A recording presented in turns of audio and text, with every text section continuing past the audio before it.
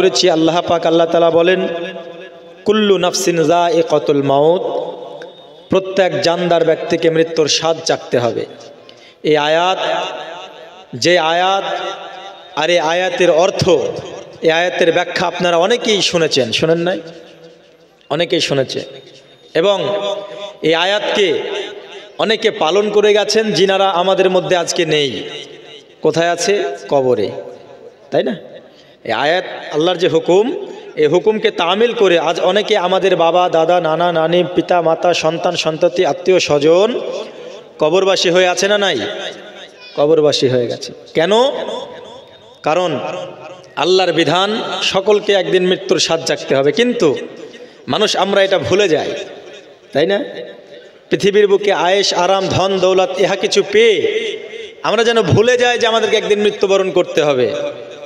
আমাদের মনে থাকে না। যদি মনে থাকতো, যদি কবরে কি হবে আমরা জানতাম, জানি আমরা, কিন্তু মনে থাকে না। যদি মনে থাকতো আজকে মানুষ দেখুন জালসায় এসে বসতো, মেলায় গিয়ে ঘুরতো না, ঠিক কি না? যারা মেলায় ঘুরছে তারা কি মনে করছে যে আমাদেরকে হয়তো মৃত্যুবরণ করতে হবে না, কিন্তু না।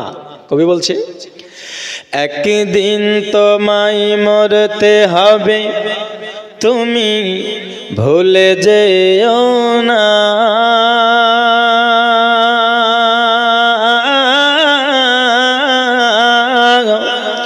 হবে মাটির বিছানা গো তোমার আসল ঠিকানা। জোরে বলুন। আমার সঙ্গে আমার ওয়াজ শুনলে, আমার সঙ্গে বসলে বাপ বেটা নাতি নাতনি সকলে মিলে কিন্তু সুবহানাল্লাহ বলতে হবে, বুঝলেন? হ্যাঁ, শুধু আপনি বলছেন, সকলে মিলে বলুন না সুবহানাল্লাহ। সকলকে আমাদেরকে মৃত্যুবরণ করতে হবে কি হবে না? হবে মাটির বিছানা গো তোমার আসল ঠিকানা। এ বাড়ি গাড়ি টাকা কড়ি কিছুই রবে না।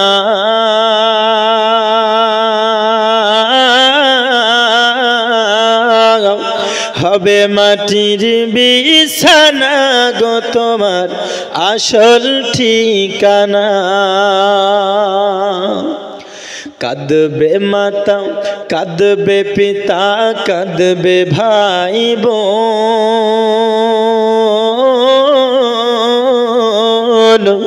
পাশে এসে কাঁদবে কত আত্মীয় স্বজন। করবে দোয়া খোদার কাছে, করবে দোয়া খোদার কাছে মুমিন মুমিনা।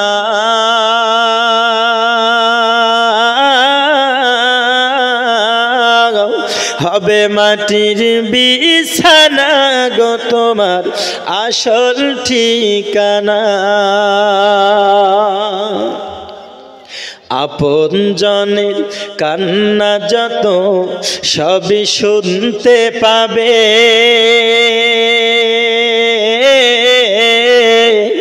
বুক ফাটবে তো মুখ ফুটবে না, কেমনে জবাব দেবে? আপন জনের কান্না যত সবই শুনতে পাবে, বুক ফাটবে তো মুখ ফুটবে না, কেমনে জবাব দেবে? কি করে বোঝাবে তুমি, কি করে বোঝাবে তুমি দেহের বেদনা?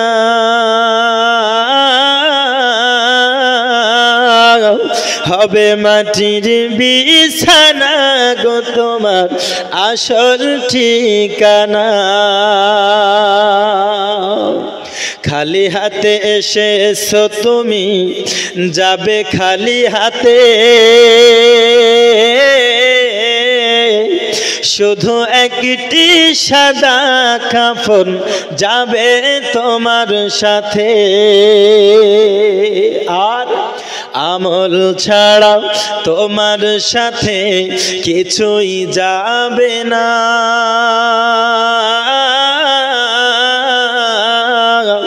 হবে মাটির বিছানা গো তোমার আসল ঠিকানা।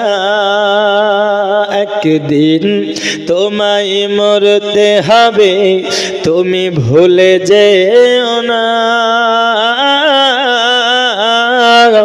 হবে মাটির বিছানা গো তোমার আসল ঠিকানা। জোরে বলুন সুবহানাল্লাহ। আব্বাজি আমার, আমি পবিত্র কোরআন মাজিদ হতে আয়াতে কারিমা তেলাওয়াত করেছি। আমার আল্লাহ পাক পবিত্র কোরআন মাজিদে ঘোষণা করেছেন, কুল্লু নাফসিন যায়িকাতুল মাউত, পৃথিবীর জমিনে সমস্ত নফসকে মৃত্যুর স্বাদ চাখতে হবে, মৃত্যুর স্বাদ গ্রহণ করতে হবে। দরদি, আজকে আমরা মানুষ, আজকে সকলকে মৃত্যুর স্বাদ চাখতে হবে, এই সাময়িক দুনিয়া ছেড়ে চলে যেতে হবে। কিন্তু বাবারে, পৃথিবীর জমিনে যারা চলাফেরা করে দরদি, তারা হয়তো ভুলে গেছে, তারা হয়তো মনে রাখে না, তারা যখন ইন্তেকাল করে যাবে কাল হাসরের ময়দানে, মাহাসরের প্রান্তরে, আজকে দুনিয়ার বুকে যেইভাবে মেলায় তারা ঘোরাফেরা করতেছে বন্ধু, কাল হাসরে আল্লাহর নবীর কাছে জবাব দিতে পারবে না। আমার আব্বাজি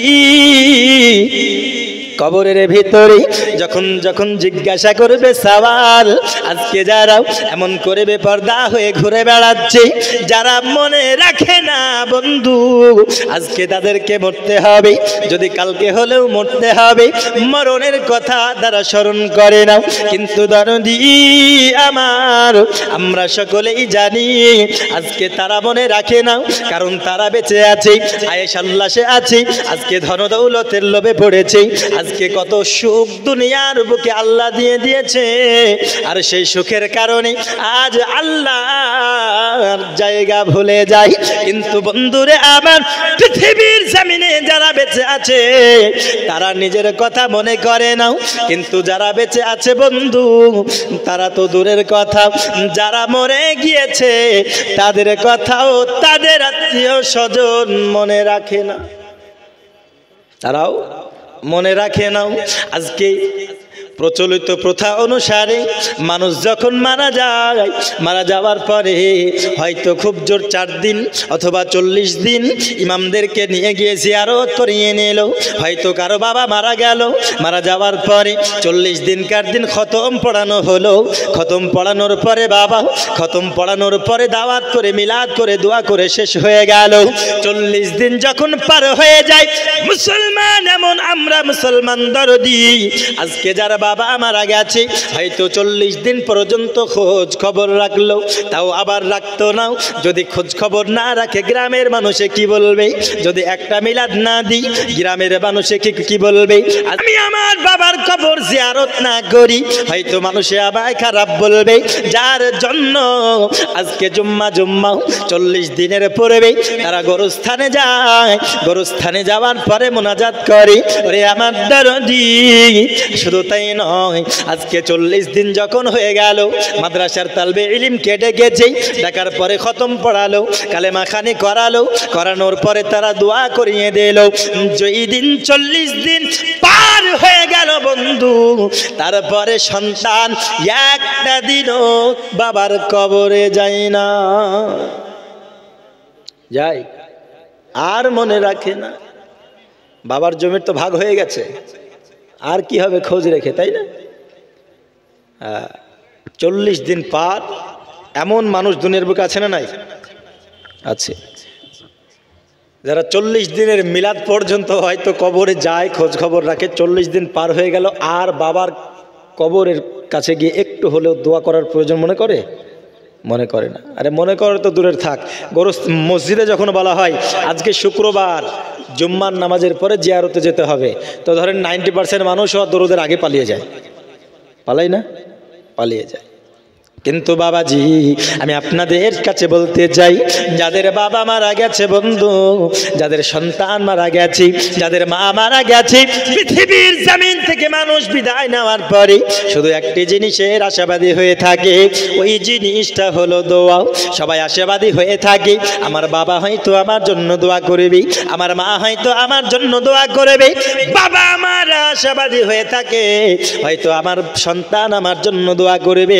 কিন্তু বাবারে, আজকে পৃথিবীর জমিনে কেউ মনে রাখে নাও।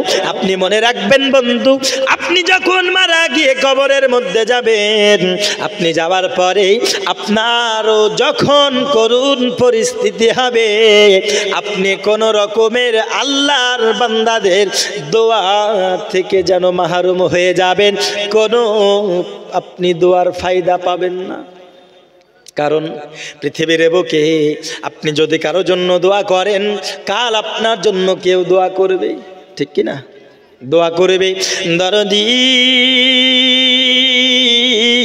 আমি আপনাদেরকে বোঝাতে চাই বাবা, যারা আমাদের আত্মীয় স্বজন ইন্তেকাল করে গেছে, কবরে যাওয়ার পরে কি অবস্থায় তারা থাকে আর কেমন আশাবাদী হয়ে থাকে, একটু আমার কথা মনোযোগ দিয়ে শুনুন। আল্লাহর একজন বান্দা হযরতে সালেহ মুরসি রহমাতুল্লাহি আলাইহি, ইনি আল্লাহর একজন এমন খাস বান্দারে দরদি। কথায় বলা হয়েছে, কিতাবের মধ্যে বলা হয়েছে, এই ব্যক্তি আল্লাহর একজন জবরদস্ত ওলি ছিলেন। জোরে বলুন সুবহানাল্লাহ। সুবহানাল্লাহ। আর জোরে হবে না সুবহানাল্লাহ? সুবহানাল্লাহ। কি ছিলেন? আল্লাহর ওলি ছিলেন হযরতে সালেহ মুরসি রহমাতুল্লাহি আলাইহি। তিনি যেন বাবাও ফজরের নামাজ পড়ার জন্য ফজরের একটু পূর্বে তিনি মসজিদের দিকে রওনা দিয়েছেন। বন্ধুরে, আবার হযরতে সালেহ মুরসি রহমাতুল্লাহি আলাইহি যখন তিনি মসজিদের দিকে রওনা হয়েছেন, সঙ্গে সঙ্গে দেখতেছেন মসজিদের রাস্তা গোরস্থানের রাস্তা দিয়ে যেন যেতে হয়। যেই পথ দিয়ে আমি সালেহ মুরসি মসজিদে যাব, ওই রাস্তা হলো গোরস্থানের রাস্তা, ওই রাস্তা দিয়ে যেতে হবে। তাই গোরস্থানের পথ দিয়ে যেতে যেতে আব্বাজি হযরতে সালেহ মুরসি তিনি যেন গোরস্থানের কাছে দাঁড়িয়ে গেল। দাঁড়িয়ে যাওয়ার পরে বাবাও তিনি আল্লাহর কাছে দোয়া করার উদ্দেশ্যে তিনি ওযু বানালেন। ওযু বানানোর পরে 2 রাকাত নামাজ আদায় করলেন। না, তিনি যেন বাবা 2 রাকাত নামাজ আদায় করলেন এবং যারা কবরের মধ্যে শুয়ে আছে তাদের জন্য হযরতে সালেহ মুরসি একটু দোয়া করে দিলেন। কারণ তিনি জানেন, মানুষ যখন মারা যায় কবরের মধ্যে এমন ভয়ঙ্কর আযাব হবে, এত কঠিন পরিস্থিতি হয়, মানুষ যদি কবরের চিৎকার শুনতে পেত তবে মানুষ বেহুশ হয়ে যেত। আব্বাজি আবার হযরতে সালেহ মুরসি তিনি দুঃখ দরদ জানেন, তিনি কবরের আযাব সম্পর্কে জানেন। আজ শুধু তিনি নয়, আজকে যারা জালসা শুনে বেড়াই, আজকে যারা মিলাদ শুনে বেড়াই, আজকে যারা মসজিদে ইমাম সাহেবের কাছ থেকে জালসা শুনি, দরদি আমার, তারাও জানে কবরের মধ্যে কেমন ভয়ঙ্কর পরিস্থিতি হবে। দরদি তিনি মুর্দাদের জন্য দোয়া করলেন এবং দোয়ার পূর্বে দোয়া করার পরে তিনি ওই জায়গায় যেন একটু শুয়ে পড়লেন। এই উদ্দেশ্যে মুয়াজ্জিন যখন আযান দেবে দরদি, ফজরের সময় আমি মসজিদে যাওয়ার পরে নামাজ আদায় করব, কিন্তু হযরতে সালেহ মুরসি তিনি যেন গোরস্থানে ঘুমিয়ে যায়। তিনি গোরস্থানে ঘুমিয়ে গেলেন। ঘুমানোর পরে বাবা স্বপ্নের মধ্যে দেখতেছেন যেই গোরস্থানে ঘুমিয়ে গিয়েছেন, ওই গোরস্থান থেকে যেন কবরে যত মুর্দা ছিল সব মুর্দা একে একে যেন উঠতেছে। জোরে বলুন সুবহানাল্লাহ। সুবহানাল্লাহ। সব মুর্দা কবর থেকে একে একে উঠতেছে। উঠতে উঠতেই ওঠার পরে সবাই যেন দেখতেছেন সকলের সামনে এমন একটি পুরস্কার রাখা রয়েছে, যেমন জন্মদিনের দিন পুরস্কার উপহার দেয়, যেমন আপনার বাবা কারো বিয়ে শাদী হলে যেমন গিফট প্রদান করে, যেমন উপহার দেয়, সকল মুর্দার সামনে যেন উপহার দেওয়া রয়েছে। আর সবাই মিলে ওই পুরস্কার গ্রহণ করে নিল আর একে একে আপন কবরের মধ্যে চলে গেল। কিন্তু বাবারে আমার সালে মুর্শি দেখতেছেন হাজার মুর্দার মধ্যে একটি মুর্দাও একজন ব্যক্তি তিনি যেন কোনো পুরস্কার পেল না, তিনি কোনো পুরস্কার পেল না। তেনার মনটা বড় বেজার, তেনার মনটা বড় ভারী, তেনার মনটা বড় বেজার। হযরতে সালে মুরসি রহমাতুল্লাহি আলাইহি তিনি জিজ্ঞাসা করতে যে, ওগো বাবু, আমি তো দেখতে পেলাম সবার জন্য পুরস্কার রয়েছে, সবার জন্য উপহার রয়েছে, সবাই উপহার নিয়ে কবরের মধ্যে চলে যায়, সবাই কত আনন্দে উদযাপন করতেছে, সবার মনটা বড় খুশি, সকলেই কত যেন আনন্দ উদযাপন করে। কিন্তু আমি তোমায় যখন দেখতে পেলাম, আমি দেখতেছি তুমি যেন মনটা বড় ভারী। ওগো বাবু বলো না, তোমার মনটা কেন এত খারাপ বাবু বলো, আর তুমি আমায় এটাও বলো, সবাই যেমন পুরস্কার পেল তুমি কেন পুরস্কার পেলে না? ওরে আমার বাবা রে, আমি আপনাদেরকে বোঝাতে চাই বাবা, যাদের বাবা মারা গিয়েছেন বন্ধু, তারা বাবা আর কবরের খোঁজ রাখি না, যাদের মা মারা গিয়েছে তারা মায়ের কবরের একটু খোঁজ রাখি না, একটু তাদের জন্য দোয়া করে নাও। অনেক বাবা মা রয়েছে বাবাও যারা সন্তানের জন্য দোয়া করে নাও। অনেক আত্মীয় স্বজন ভাই বোন রয়েছে পৃথিবীর বুকে, যতদিন বেঁচে ছিল দরদি ততদিন বাবা সকলে তাদের কাছ থেকে উপহার নেওয়ার জন্য, ফায়দা নেওয়ার জন্য ভালোবেসেছে, কিন্তু মারা যাওয়ার পরে একটু তাকে দোয়া করার মতো পরিস্থিতি থাকে না, তাকে ভুলে গিয়েছে, তাকে কোনো রকমের মনে রাখে নাই। এমতো অবস্থায় বাবা হযরতে সালে মুরসি জিজ্ঞাসা করতেছেন, বাবু তোমার জন্য কেন কোনো পুরস্কার নাই? সালে মুরসিকে বলতেছেন, হুজুর, ওগো আমার হুজুর, সকলেই পুরস্কার পেল, সকলেই পুরস্কার পেয়েছে, তার কারণ হলো সকলের কবরবাসীর কারো বাবা, কারো মা, কারো ভাই, কারো বোন, কারো বা আত্মীয় স্বজন, কারো বা খালা, কারো বা ফুফু, কারো বা এইরকম করে সকল মুর্দাদের আত্মীয় স্বজনেরা কাল দুনিয়ার বুকে তাদের জন্য হয়তো কেউ সাদকা করেছে, হয়তো কেউ দান করেছে, হয়তো তাদের জন্য দোয়া করেছে। ওগো হুজুর, ওই দানের বদলা, ওই সাদকার বদলা আমার আল্লাহ পাক আল্লাহ তাআলা পুরস্কার স্বরূপ তার মুর্দার কবরে পৌঁছিয়ে দিয়েছেন। জোরে বলুন সুবহানাল্লাহ। আর কবরে যদি কোনো আযাব হয়ে থাকে, এই দোয়ার বরকতে, এই দানের বরকতে আল্লাহ যেই পুরস্কার তার দানের বদলা কবরে পাঠিয়ে দিল, এই মুর্দার কবরে যদি কোনো আযাব হয়ে থাকে হুজুর, ওই বদলাও, ওই পুরস্কারের বদলতে আযাব মাফ হয়ে যাবে। সুবহানাল্লাহ। আযাব মাফ হয়ে যাবে। একটু মোহাব্বতে দরহিতে গুম্বদে খজরা ডেকে নাও ইয়া রাসূলুল্লাহ। জোরে বলুন সুবহানাল্লাহ। সুবহানাল্লাহ। দেখিতে গুম্বদে খজরা ডেকে নাও ইয়া রাসূলুল্লাহ। দেখিতে গুম্বদে খজরা ডেকে নাও ইয়া রাসূলুল্লাহ। দেখিব দুই নয়নেতে মদিনা ইয়া রাসূলুল্লাহ। সুবহানাল্লাহ, সুবহানাল্লাহ। জোরে হবে না সুবহানাল্লাহ? দেখিতে গুম্বদে খজরা ডেকে নাও ইয়া রাসূলুল্লাহ। যারা যারা নবী পাকের রওজায় হাজরি দিল, জোরে বলুন সুবহানাল্লাহ। আর জোরে হবে না সুবহানাল্লাহ? সুবহানাল্লাহ সুবহানাল্লাহ। সভাপতি বলছে তার জন্য আপনারা ফাঁকি মেরে দিচ্ছেন নাকি? একটু জোরে বলুন সুবহানাল্লাহ।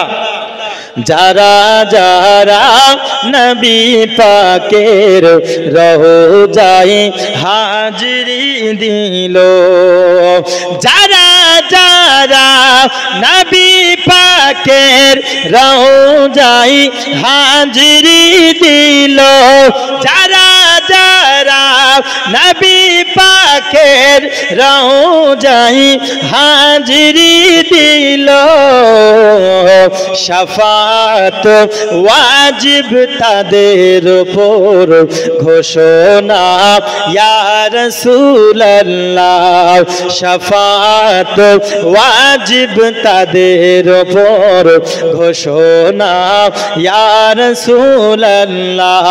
দেখিতে গুম্বদে খজরা ডেকে নাও ইয়া রাসূলুল্লাহ। দেখিব দুই নয়নেতে মদিনা ইয়া রাসূলুল্লাহ। জোরে বলুন সুবহানাল্লাহ সুবহানাল্লাহ। তাহলে হযরত সালেহ মুরসি তিনাকে বলছেন, হুজুর যারা যে কবরবাসী গেলা পুরস্কার পেল, উপহার পেল, এই উপহার এই জন্য পেল কারণ হয়তো সেই মুর্দার বাপ বা তার মা বা কারো ভাই বা কারো বোন আত্মীয় স্বজন তাদের মধ্যে কি করেছে, হয়তো তার নামে সাদকা করেছে, তার জন্য দোয়া করেছে, আর সেই দোয়ার বদলা, দান সাদকার বদলা আল্লাহ পাক আল্লাহ তাআলা পুরস্কার স্বরূপ তার কবরে পৌঁছিয়ে দিয়েছেন। আর মুর্দারা এই জন্য খুশি যে সেই কবরে সেই পুরস্কার পেয়ে কবরের আযাব তারা হালকা করে নেবেন। জোরে বলুন সুবহানাল্লাহ সুবহানাল্লাহ। তো বলতেছেন, বাবা তোমার কি কোনো আত্মীয় স্বজন তোমার জন্য দোয়া করেনি? আব্বাজি আবার হযরত সালেহ মুরসি রাহমাতুল্লাহি আলাইহিকে বলতেছেন, হুজুর আমার পৃথিবীর বুকে, আমার দুনিয়ার জমিনে আমার বাবা ইন্তেকাল করে গেছে, আমার পৃথিবীর বুকে কেউ নাই, কোনো আত্মীয় স্বজন নাই গো হুজুর। আমার একটি মা ছিল হুজুর, আমি যখন মারা যাই আমার মা, আমি যখন ইন্তেকাল করে গেলাম আমার আম্মা জান একটি নতুন বিবাহ করেছে, আর নতুন বিবাহ করার পরে তিনি নতুন সংসারে ব্যতিব্যস্ত হয়ে গেছে। ওগো আমার হুজুর, আমার মা জানো আমার কথা ভুলে গেছে, যার জন্য হুজুর পৃথিবীর জমিনে আমার জন্য কেউ দান করার নাই, কেউ আমার জন্য দোয়া করার নাই, যার জন্য আমি কবরের মধ্যে কোনো পুরস্কার পাইনি। হযরত সালেহ মুরসি রাহমাতুল্লাহি আলাইহি তিনি বলতেছেন, বাবুরে তোমার বাড়ির ঠিকানাটা দাও, তোমার মায়ের খবরটা আমায় বলো না, আমি তোমার আম্মা জানের কাছে যাব এবং তোমার জন্য কিছু কথা আমি বলবো। হযরত সালেহ মুরসি তার কাছ থেকে তার মায়ের ঠিকানা নিয়ে নিল। নেওয়ার পরে তিনার ঘুমটা ভেঙে গেল। তিনি মসজিদে যাওয়ার পরে তিনি ফজরের নামাজ আদায় করে নিলেন। দরদি হযরত সালেহ মুরসি রাহমাতুল্লাহি আলাইহি তিনি চলে আসলেন ওই ঠিকানাও ওই সন্তানের মায়ের কাছে চলে গেল। যাওয়ার পরে বলতেছেন, এই মা জননী তোমার সঙ্গে আমি দুটো কথা বলবো, তুমি কি আমার সঙ্গে একটু পার্সোনাল কথা বলতে পারবে?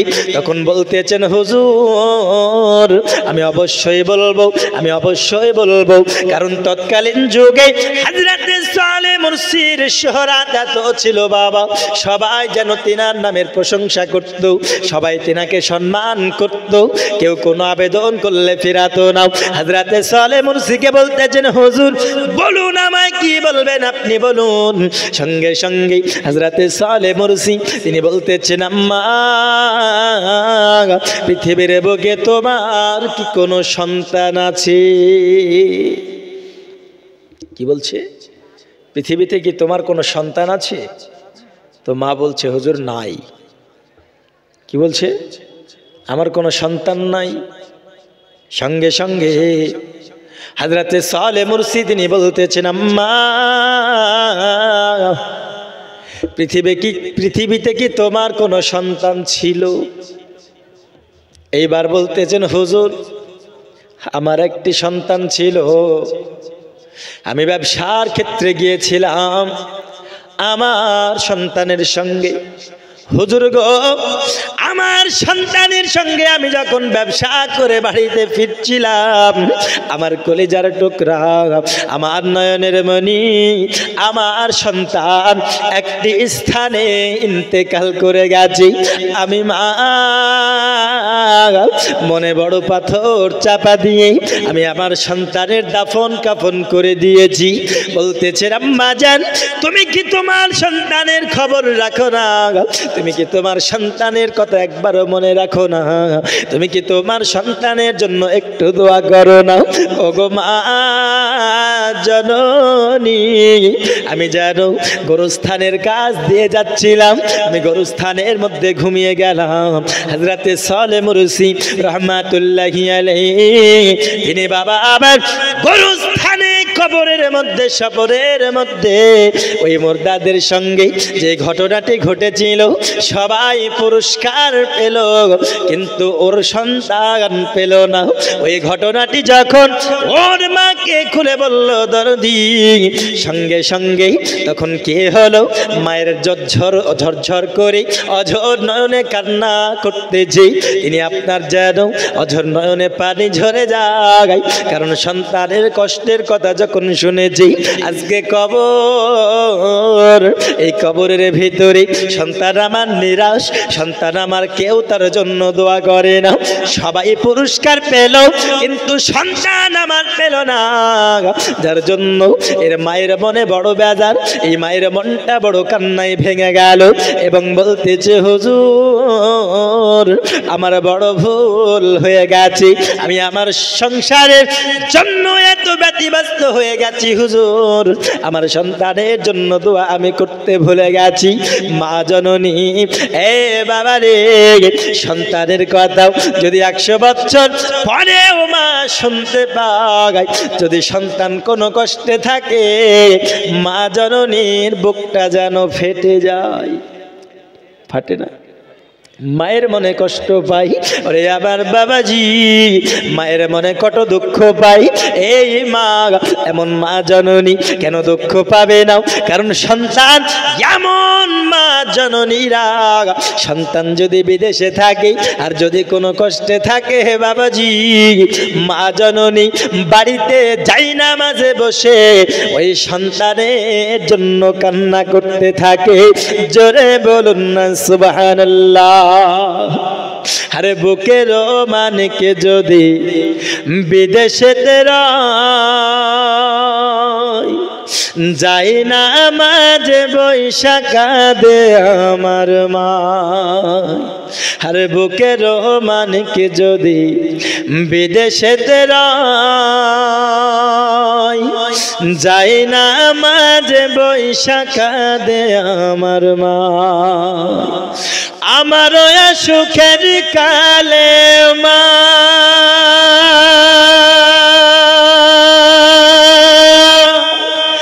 দুঃখিনী মা,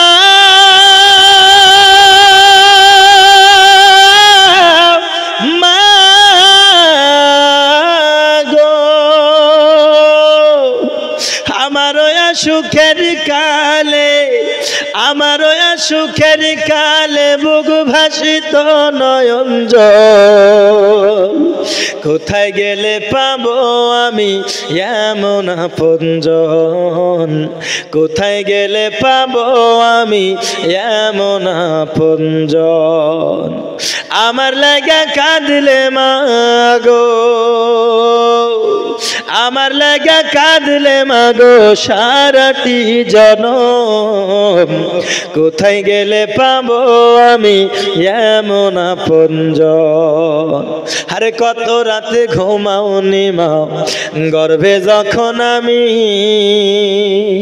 কত কষ্ট সয়েছ জানে অন্তর্যামী।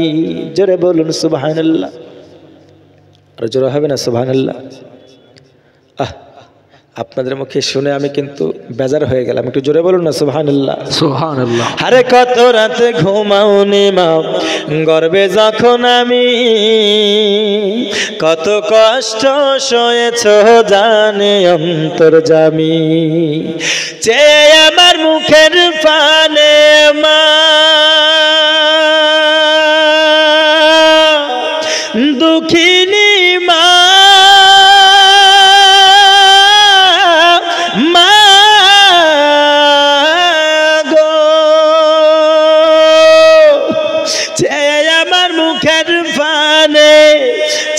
আমার মুখের ফানে জুড়াইতে দুই নয়ন, কোথায় গেলে পাবো আমি এমন আপনজন, কোথায় গেলে পাবো আমি এমন আপনজন।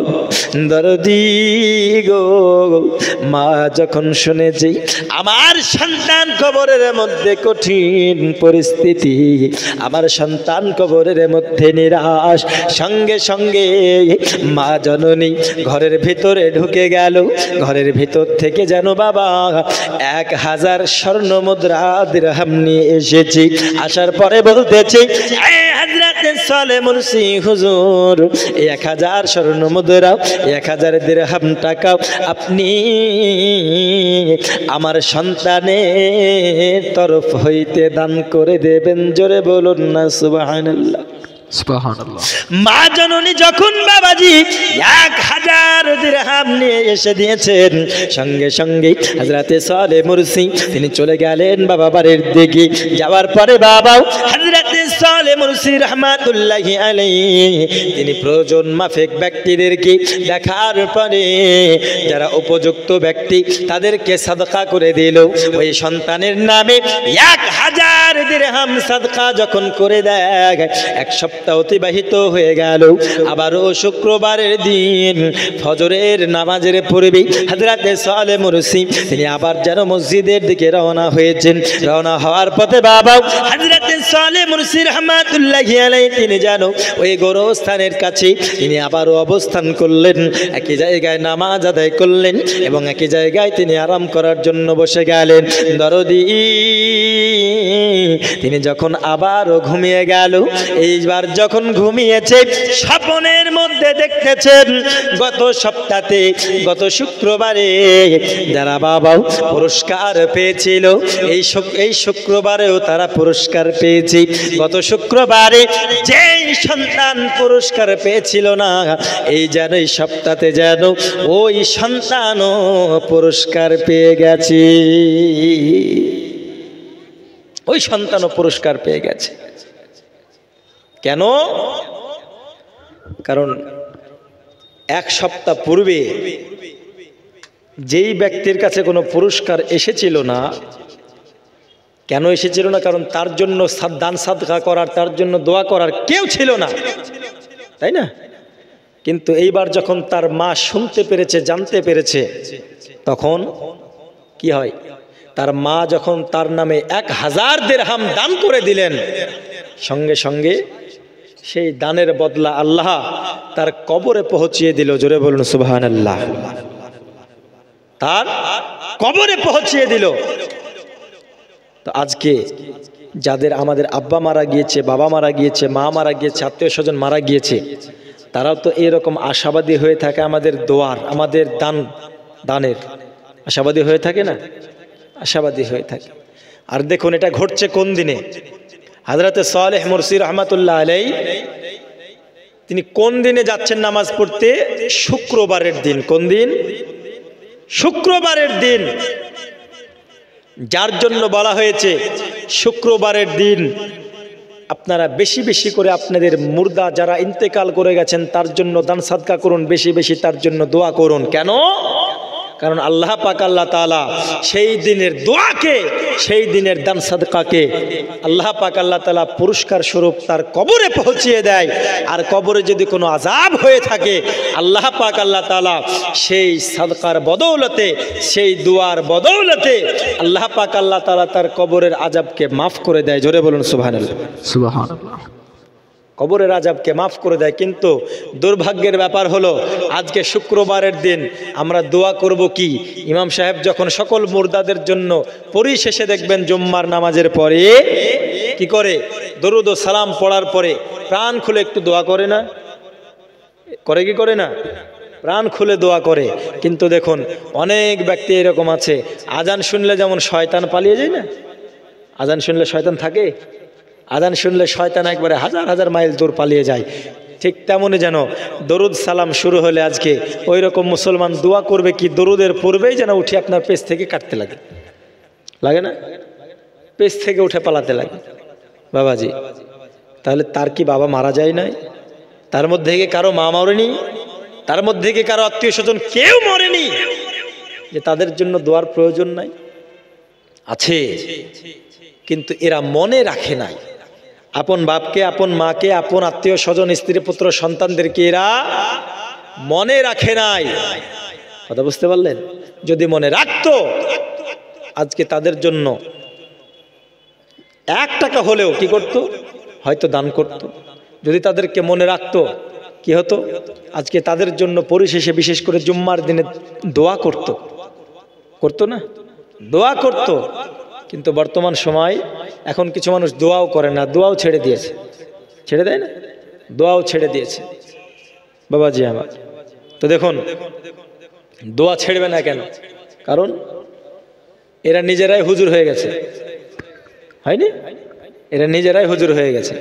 একবার মোহাব্বতে দরুদ পড়ুন। আল্লাহুম্মা সাল্লি আলা সামনে গিয়ে শুনুন। সাইয়্যিদিনা মাওলানা মুহাম্মদ ওয়া আলি সাইয়্যিদিনা মাওলানা মুহাম্মদ সাল্লাল্লাহু আলা মুহাম্মাদিন সাল্লাল্লাহু মুহাম্মদ হরদম যাবা সেলে কালো পাক নামে মুহাম্মদ হরদম যাবা সেলে কালো শফিয়ানা মুহাম্মদ সাল্লাল্লাহু তাআলা আলাইহি ওয়াসাল্লাম। তাহলে বাবাজি আমার, পৃথিবীর বুকে আমরা যারা এই দোয়া থেকে বঞ্চিত রয়েছে বাবাজি, আমাদের বাবা মা, আত্মীয় স্বজন, যাদের সন্তান সন্ততি ইন্তেকাল করে গেছে, সকলের জন্য পৃথিবীর বুকে দান সাদকা এবং দোয়ার প্রয়োজন আছে না নাই? দোয়ার প্রয়োজন আছে। হযরতে সালেহ মুরসি রাহমাতুল্লাহি আলাইহি তিনার কথা থেকে দুটো জিনিস শিক্ষণীয়। একটি বিষয় হলো যে আপনার শুক্রবারের দিন আপনি যদি দান করেন, আপনি যদি দোয়া করেন, ওই দোয়াও আমার আল্লাহ পাক আল্লাহ তাআলা কবরে পৌঁছিয়ে দেয়, কবরে পৌঁছিয়ে দেয়। আর একটি বিষয় আমরা জানতে পারলাম, আজকে আমাদের বাবাও, আজকে আমাদের মাও, আজকে আমাদের আত্মীয় স্বজন সবাই আমাদের জন্য আশাবাদী হয়ে থাকে। ওই নসিপুর গ্রামে আজকে জালসা হচ্ছে, কেউ হয়তো আমার নামে দান করবে, কেউ হয়তো আমার বাবা আমার নামে সাদকা করবে, আমার ভাই তো ভাই আমার নামে সাদকা করবে, আমার নামে দোয়া করবে, আমার জন্য দোয়া করবে, যার বদৌলতে আমি কবরের মধ্যে আমি যেন আরাম পাবো। কারণ দুনিয়ার বুকে মানুষ ইন্তেকাল করার পরে শুধু একটি জিনিসের আশাবাদী হয়ে থাকে বাবারে, সেটি হলো মানুষের দোয়া। ঠিক না? মানুষের দোয়া।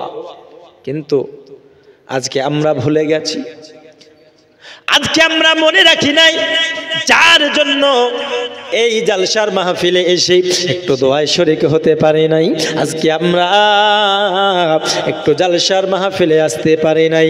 আমি বলতে চাই বাবা, যারা মেলায় ঘোরাফেরা করতেছে দরদি, এরা নিজের মৃত্যুর কথা ভুলে গেছে।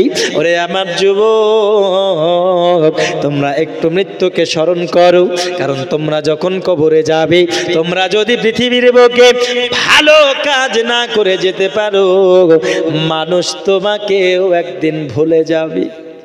ভুলবে কি না? তোমাকেও একদিন ভুলে যাবে। আর তুমি যদি পৃথিবীর জমিনে কোনো ভালো কাজ করে যেতে পারো, তুমি যদি আল্লাহর পথে থাকো, আল্লাহ পাক আল্লাহ তাআলার রহমতে যদি তুমি থাকো, আল্লাহ তাআলার কাজে যদি তুমি নিযুক্ত থাকো, তুমি যখন মারা যাও, তুমি যখন মারা যাবে, তোমার জন্য কেউ না কেউ দোয়া করবে। নিজের জীবনটাকে আল্লাহর পথে তুমি যদি বিলিয়ে দাও, তাহলে হয়তো অনেক মানুষ তুমি মারা যাওয়ার 100 বছর পূর্বে পরেও তোমার জন্য দোয়া করবে। কিন্তু দরদি, পৃথিবীর বুকে আমরা এমন মুসলমান, এমন হতভাগা মুসলমান, আমাদের জন্য কে দোয়া করবে? আমরা দোয়ার পাত্র হতে পারি না। আমরা দোয়ার পাত্র হতে পারি নাই, গালির পাত্র হতে পেরেছি নাকি? হ্যাঁ, কেউ যদি আমার কথা মানুষের 5টা মানুষের সামনে তুলে, অমনি আমাকে গালি দিতে শুরু করবে, এমন মানুষের ব্যবহার। এই ব্যবহারে আমরা মানে কি ডিপ্লোমা কোর্স করেছি, কিন্তু এই ব্যবহার আমরা এখনো শিখলাম না, এই কাজে আমরা এখনো নিযুক্ত হলাম না। যেই কাজে আপনি মারা যাওয়ার পরে 5টা মানুষ যখন আপনার কথা বলবে, তার মুখ দিয়ে এইরকম বারাত বের হতে হবে, এইরকম শব্দ বের হতে হবে, আল্লাহ তেনার মাগফিরাত করুক। ঠিক কিনা? এমন মানুষ পৃথিবীর বুকে ইন্তেকাল করে গেছেন, এমন ভালো মানুষ আছে না নাই? ভালো মানুষ, এমন অনেক ভালো মানুষ পৃথিবীর বুক থেকে ইন্তেকাল করে গেছেন, যাদের কথা 5টা মানুষের সামনে যখন তুলে ধরা হয়েছে, এক বাক্যে সকলে এই রকম বলেছে যে আল্লাহ তেনার মাগফিরাত করুক। বলে কি বলে না? বলে। কিন্তু সেই ব্যবহার তো আমাদের এখন নাই। আমাদের ব্যবহার, আমাদের কেমন আচরণ কেমন, যে যদি আমরা মারা যাওয়ার পরে 5টা মানুষের সামনে যদি আলোচনা হয়, যদি আমার কথা উঠে, উজারি মরিছে, ঠিক করেছি, ঠিক হয়েছে, এইরকম কথা হবে। ঠিক না? মরেছে, ভালোই হয়েছে, এই রকম কথা। আমাদের ব্যবহারটা হলো এই রকম। কিন্তু নয় বাবা, আজকে জালসা শুনছেন, জীবনে শুনছেন, জীবনে শোনার পরে জীবনকে যদি পরিবর্তন না করতে পারেন, আজকে জালসা শুনি লাকাদ কানা লাকুম ফি রাসূলিল্লাহি উসওয়াতুন হাসানা, আপনাদের চরিত্রটা যদি আমার রাসূল সাল্লাল্লাহু আলাইহি ওয়াসাল্লামের চরিত্রের মতো না বানাতে পারেন দরদি, তাহলে পৃথিবীর বুকে আমাদের দুনিয়ার জমিন থেকে বিদায় নেওয়ার পরে করুণ পরিস্থিতি হবে, আমরা সব জায়গায় আটকা পড়ে যাব।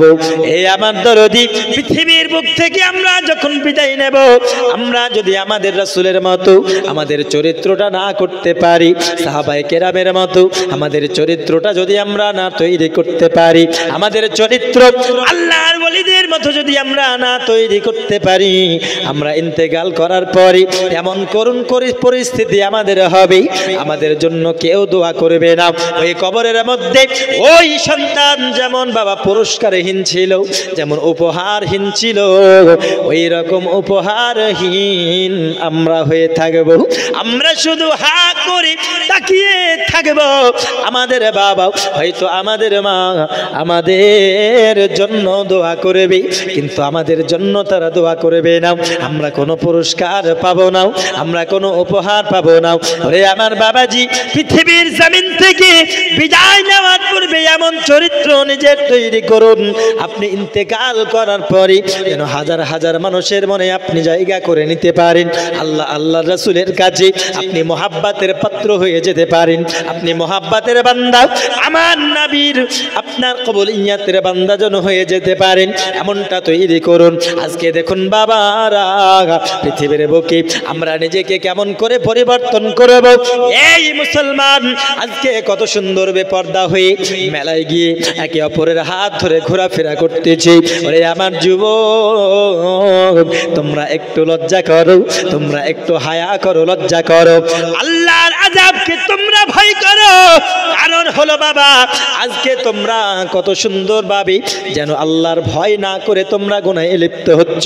আজকে দেখো মেলায় গিয়ে কত রকমের তোমরা গুনাহে লিপ্ত হচ্ছ, কিন্তু বাবা রে, এই গুনার পরিমাণ তোমার যত বড় হবে, কাল হাসরের ময়দানে তোমার তত মুশকিল বাড়বে। বাড়বে না? বাড়বে। এই মা বোনেরা যাদের কন্যাকে বেপর্দা করে তারা আজকে মেলায় গিয়ে বেড়ানোর জন্য ছেড়ে দিয়েছি, আজকে কোনো ভাইকে সঙ্গে দেয় নাই, আজকে তাদের কেউ নাই, একাকী ছেড়ে দিয়েছে কন্যাদেরকে। আমি বলতে চাই বাবারা, আমি বলতে চাই মা বোনদেরকে, এই মা বোনেরা নিজের কন্যাদেরকে পর্দায় রাখতে পারে না। আর যখন এই মহিলারা বেপর্দা হয়ে রাস্তায় ঘোরাফেরা করে, বেপর্দা হয়ে রাস্তায় যখন তারা ঘোরাফেরা করে, যেমন তারা আপনার ওড়নাটাও ব্যবহার করে না, এইরকম মহিলাও রাস্তায় ঘোরাফেরা করতে করতে করতে করতে রে আমার বাবারা, আজকে কিছু চাংড়া যুবক মিলে ওই মহিলাকে যদি ধর্ষণ করে বন্ধু, তাহলে বাবা হয়ে গেল ধর্ষকের দোষ। হয়ে গেল, ধর্ষকের দোষ হয়ে গেল। কিন্তু ধর্ষণ করার জন্য 50% সাহায্য তো ওর গার্জেনরাই করে দিচ্ছে বেপর্দা হয়ে বেরোনোর জন্য, করছে না?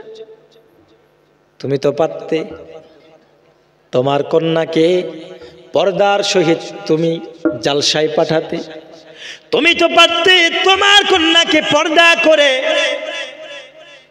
স্কুলে পাঠাতে পারতে, তুমি প্রাইভেটে পাঠাতে পারতে। আরে পর্দা তো দূরের কথা বন্ধু, ওড়নাটাও এখন কার মহিলা ব্যবহার করে না, করে? ওড়নাটাও ব্যবহার করে।